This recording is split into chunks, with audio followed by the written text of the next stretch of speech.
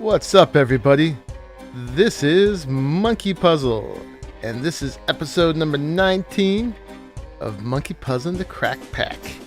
And I have returned to the Wizard's Peak over here in the Highlands biome.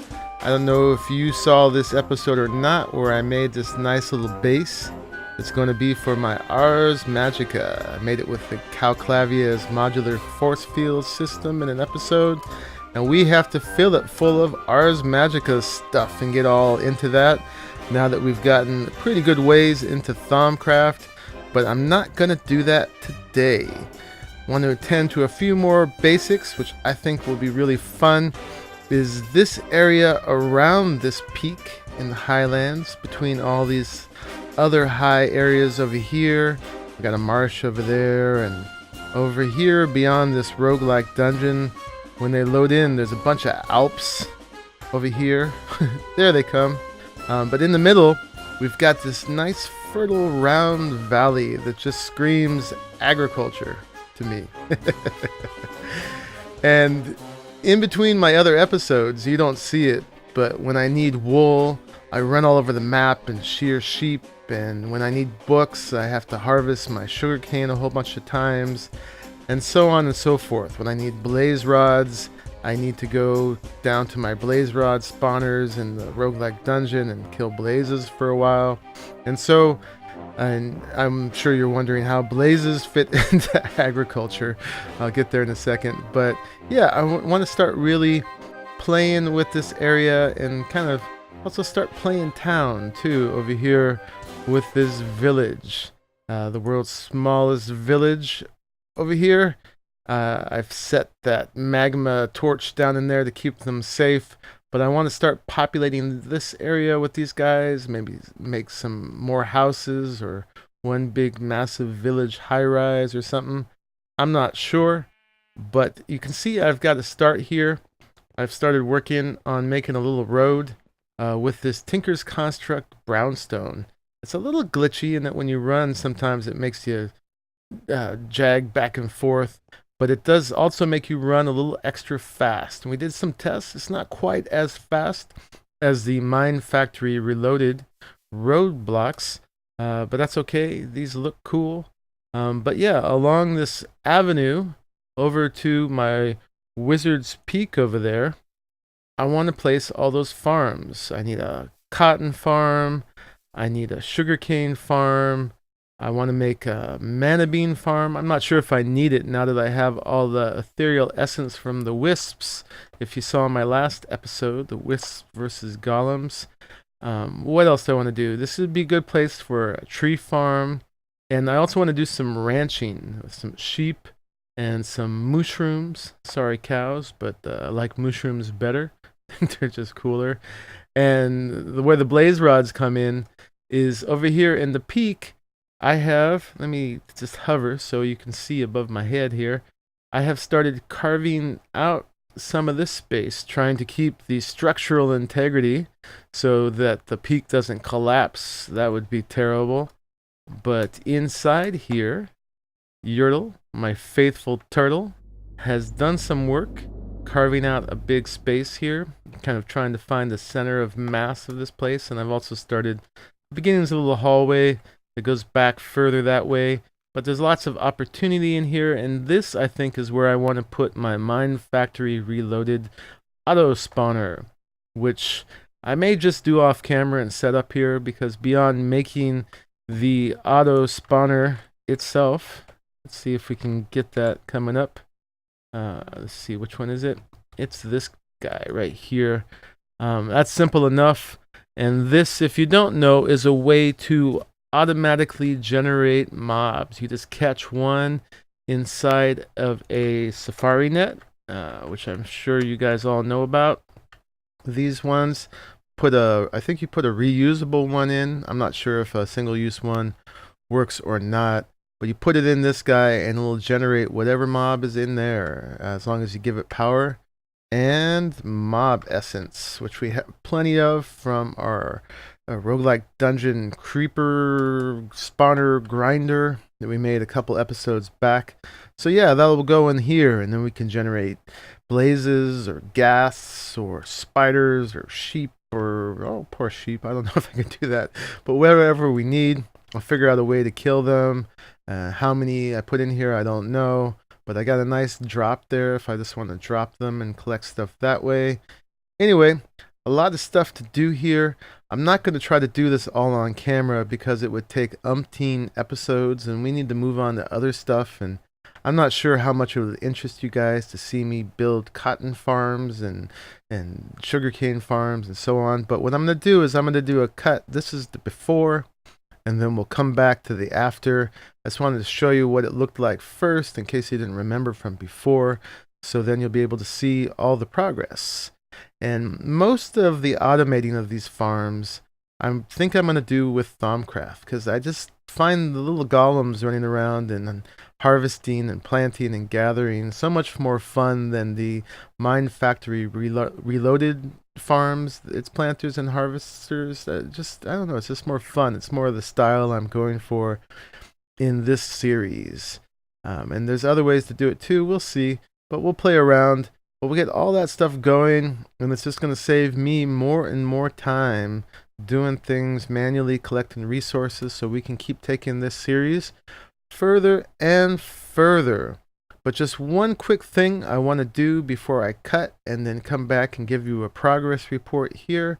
You know, I'm going to work on this for quite a few hours before I come back, is I want to teleport back to my roguelike base.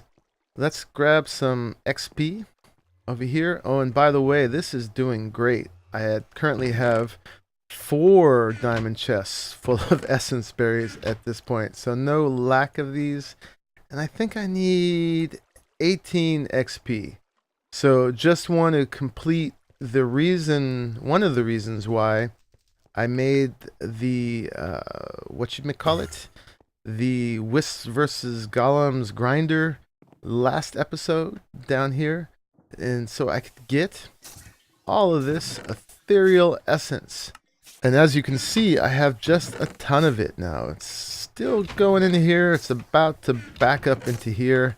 Let me grab a couple of those, and just real quickly, in case you didn't see the last episode, let's go down here. Whoops. That is not what I meant to do. Oh boy, I just replaced all this. Well, now I can get down here. Sometimes the wand focus doesn't change right when I let go of G. That's my hotkey for it, too quickly. But that worked. Anyway, these guys are killing the wisps from this wisp spawner right here. One change I made, which I actually showed you in the clip at the music at the outro at the very last of the last episode, is I changed all the vacuum hoppers out for one gather guy. So he's part of the team now. He hangs out under the spawner when he's not picking stuff up, because the vacuum hoppers, when you have more than one of them, there's all these neutral points in between them where the suction from them balances out, and items actually get stuck being pulled between them. But these guys are hanging tough. They're able to do this pretty much infinitely, it seems like. The wisps never get ahead of them with the damage. So I have a sustainable grinder here with my little iron golem guard crew with their attendant gather golem. So that's that. Let me see if I can fix this real quick. See, got my wand of equal change. Get that. We were using this glass. I wonder if I can do that. Yes, I can. Okay, fixed. So anyway, the reason I wanted to get all this ethereal essence in here, I managed to pick up a whole bunch of it while I was in there because my corner of fortune is on, is to make tons of the Salus Mundi. Alright, that's as much as this charge wand will give me right now. Let me drop this stuff out of my inventory. And there's a lot of different things you can do with it in Thaumcraft. So I just wanted to make sure that I never ran out of it. And at this point, obviously, I'll have more of this ethereal essence than I'll ever need. And it's interesting how this stuff is designated. You get basically all 6 of your primal aspects here. They represent all of the aspects, and the 6 primal aspects you get a ton of, and that's all the ones I'm getting 64 stacks of. And then you get all the other aspects as well in smaller quantities. So it's also would be a way, if you didn't have all the aspects, to get some of them. Like along the way, there was actually one, I forget which one it was, that was an unknown aspect, and I was able to discover that way. But let's use it right now. The first thing I wanted to do was some infusion enchanting, and that's right over here. This is where you can put intentional, precise enchantments on objects using the infusion altar. So you can do all the vanilla enchantments and some specifically Thaumcraft enchantments like repair. And my original plan was to put it on my beloved Paxel with repair so that it would always stay intact. But I did a little further homework, and it turns out that you can only use repair on Thaumcraft items. So let's do that, and then I will have shown you infusion enchanting, and then I can go ahead and do that on stuff at my heart's content. So here's a brand new undamaged pair of goggles of revealing. And then let's go ahead and make a Thaumium helm from Thaumic Tinkerer. Because then what we can do is put this together. Actually, I don't think that's from Thaumic Tinkerer, but this is the Helmet of Revealing. So basically, it's an armored helmet and the goggles of revealing all in one. Let's see what it looks like. Take those off, put those on, and check it out. Hello? Well, it's not quite up to my fashion par, but we'll have to live with them. You could also do this on the runic helmet with the runic armor, but that's more work to make. So we'll go ahead and we'll live with this for now. It'll definitely give us a little bit more protection when we're running around with the goggles on. Oops, where am I? There I am. Okay, so the formula for this is to put that there in the whatever item you want to enchant on the middle pedestal. And then here's where we put our Salus Mundi to use. And then over here, opposite that, to keep it all symmetrical, is where we need to put an anvil, signifying repair. And I've already made sure that we have all the essentia we need. There's some Ordo, a full jar of Ordo hanging out over there, a bunch of Procantio, the magic essentia, and hiding back behind here we have a full jar of Fabrico. So theoretically, if I tap on this, we'll get repair 1 to start with on this, and then we'll do it a second time and increase it to repair 2. So here we go, our first infusion enchanting. All right, and owie. So it's hurting me a little bit apparently while it pulls the XP from me. No pain, no gain. And then, okay, it's starting to pull the Procantio over here, the magic, and oops, it's pulling the Fabrico and the Ordo. So it's getting what it needs. And look, I think it's already taken the anvil. It took the Salus Mundi. And there we go. Let's see what it looks like. On it, we have repair 1. Excellent. So this helmet will slowly repair itself. Let's see. Let's go ahead and do that one more time. Salus Mundi. And get stuck on that stuff. Anvil. And tap it again. And see how it goes. Owie. It's pulling the XP from me. It's hard to give up your experience. And we're going through it one more time. Grabbing the essentia. So this is really cool. I'm going to enchant all kinds of stuff with this, combined with our other way where we were stripping enchantments off of things, using the auto disenchanter from Mind Factory Reloaded and all the XP we're getting from essence berries. We now have a full enchantment suite of applications. Okay, and this should be winding up soon, and then I will be cutting and doing all that farm work that I said I would do, but just wanted to do this on camera because I know I'll be needing to enchant my tools for that job. So in here we have repair 2. Excellent. So I'm going to go downstairs, throw a few more enchantments on it. I think what I'm going to do with these is an enchantment I don't normally do. Because they have repair, I think I can put thorns on it. Because I usually don't use thorns. Here we go, thorns 3. Because it damages your armor every time it's put to use. But if your armor is repairing itself all the time, then why not? So there it is. It's working. We're going to have repair 2, thorns 3. I'm not sure what else I'll put on here. But yep, I showed you guys that. So now I'm going to go work for hours on the farms, and I will bring you back. All right. Well, hey, it's a few days later now, quite a few days later. I don't know what quite a few means, because a few is 3, and quite a few, I guess, would be more than 3. It has been more than 3. I've been working on this in the evenings, but I also had a lot of work to do in real life, and I could keep going on this forever, but I'm going to show you what I did. So definitely succeeded in getting some farms in. I'll show you them one by one here real quick, and then we'll move on to the next episode. So over here, we've got some nice little clay golems who are harvesting sugarcane for me.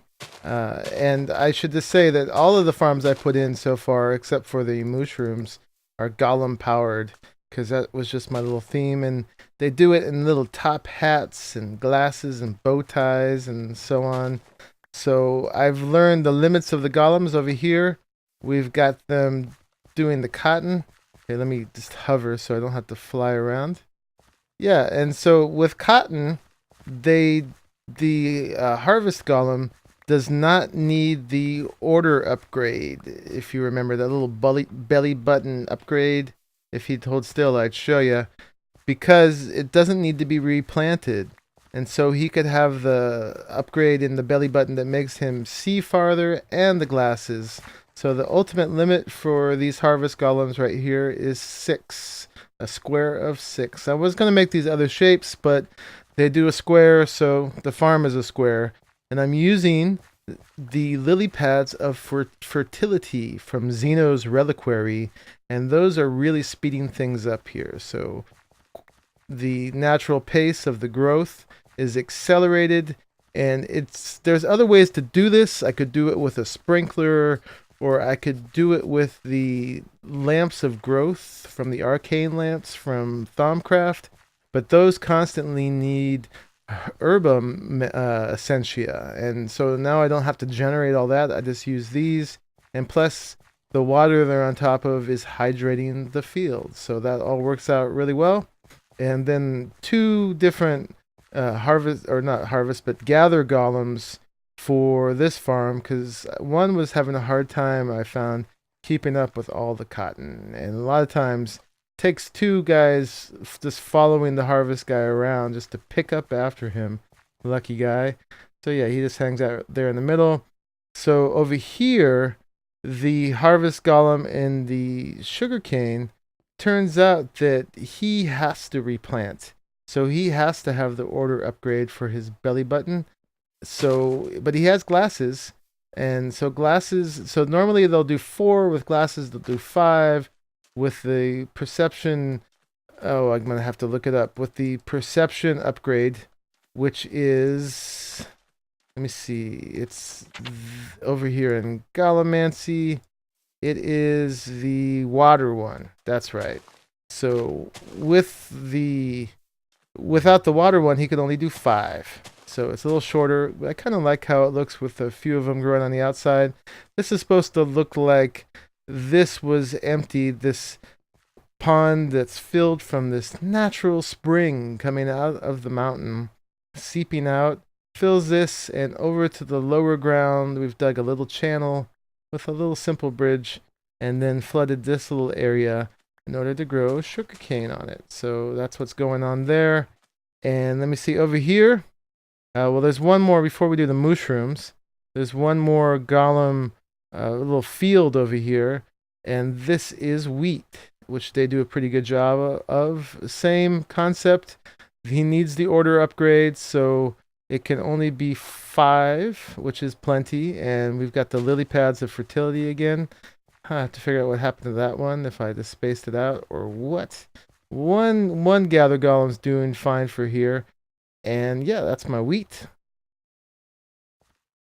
And then over here we got the mushroom ranch. And so I finally used those 2 safari nets of mushrooms that I got from one of the mushroom biomes in Biomes of Plenty.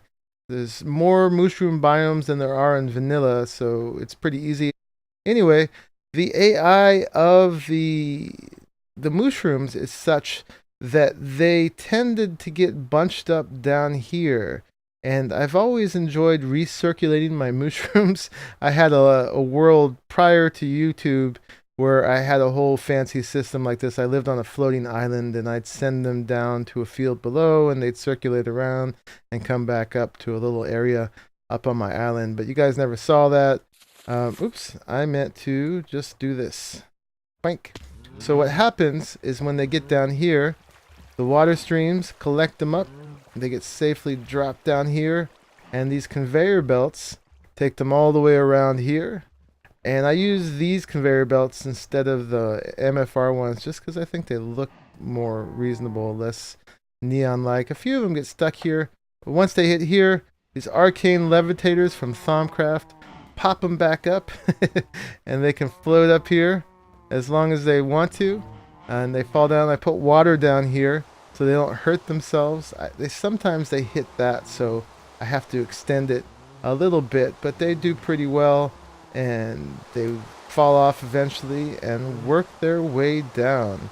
Initially, I was feeding these guys off the last of the wheat that I had gathered from all those witchcraft totems, those big wheat guys. There's one over there I've shown you before.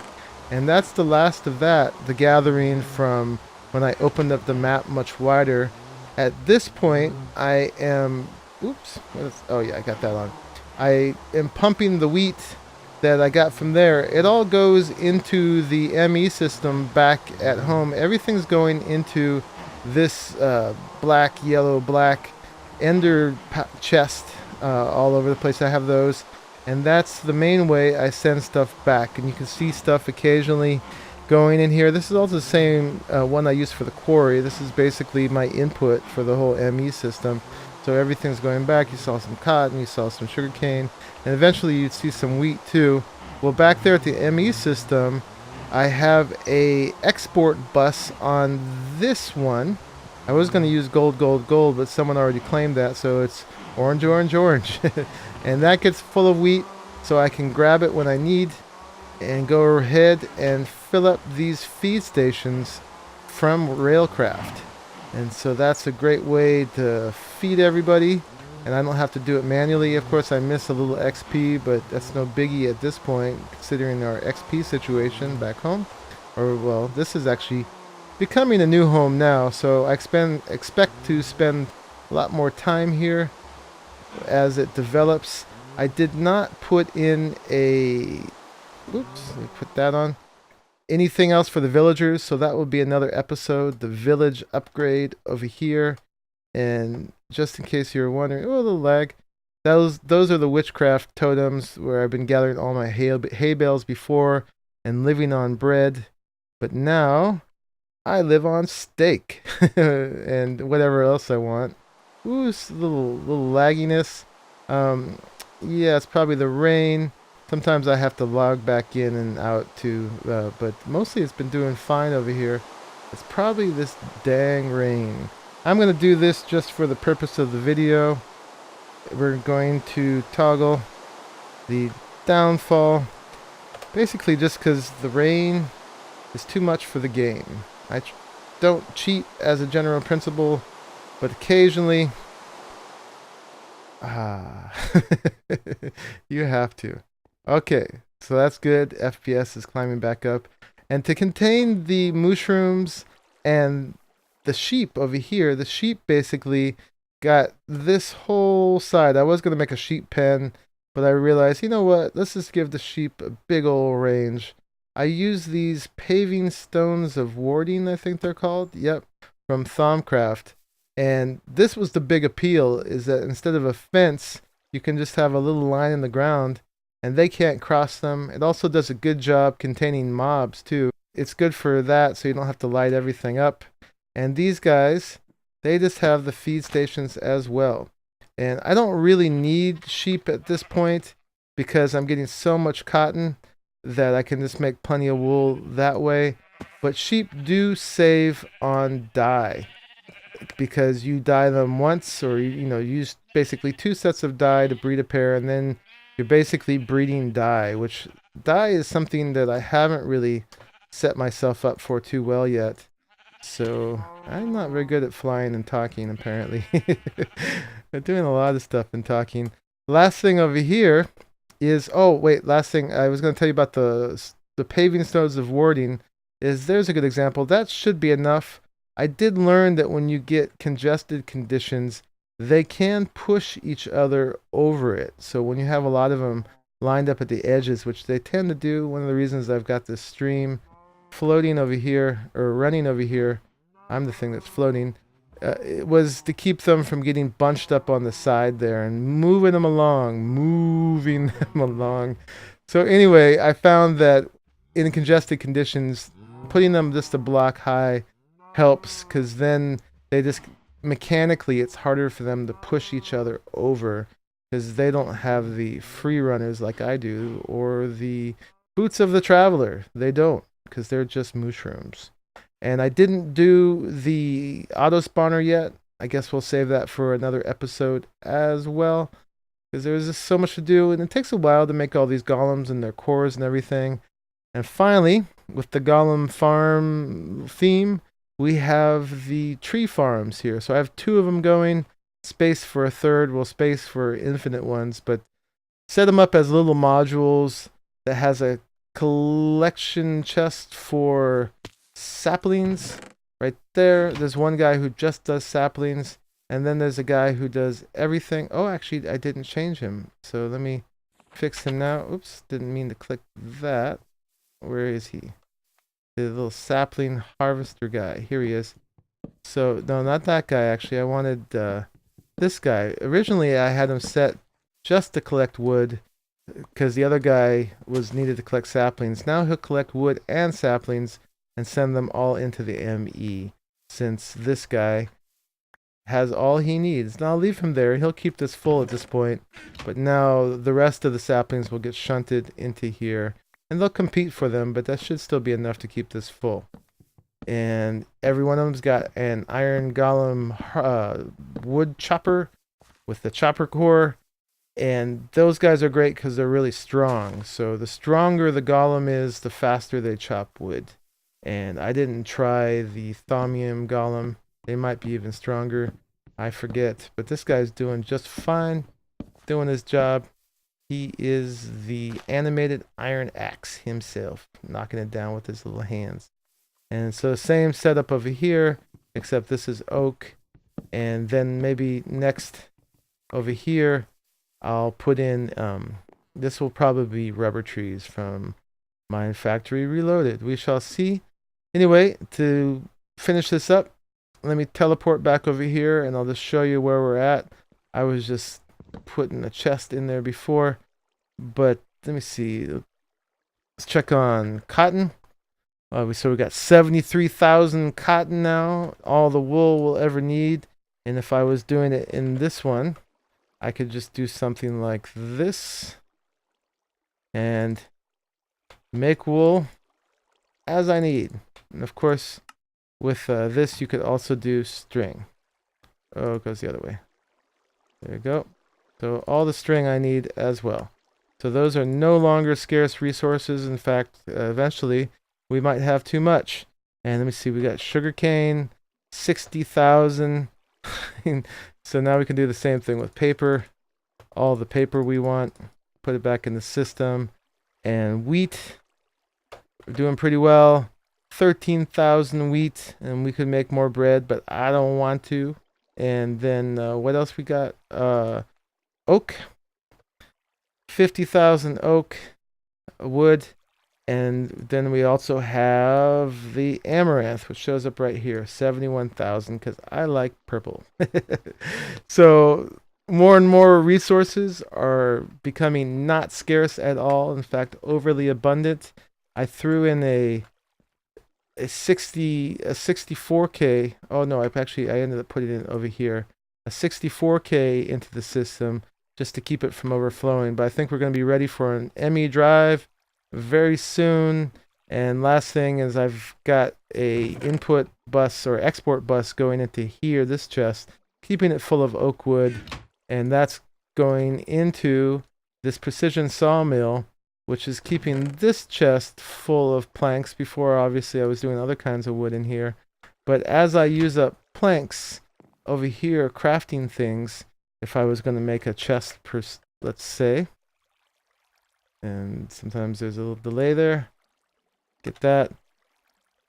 I just used up, I used up 8, 16 planks. Well, those are being replaced over there. See, now that's activated because this has a storage bus on it. So we'll always have planks automatically generated. So just another way to do it besides having the auto crafting setup, what you may call it, of this, the molecular assembly chamber, which will come later. Blah, blah, blah. Anyway, that was fun making those farms. I'm going to sign off over there and maybe fly around real quick for the outro music. But yeah, this has been Monkeypuzzle.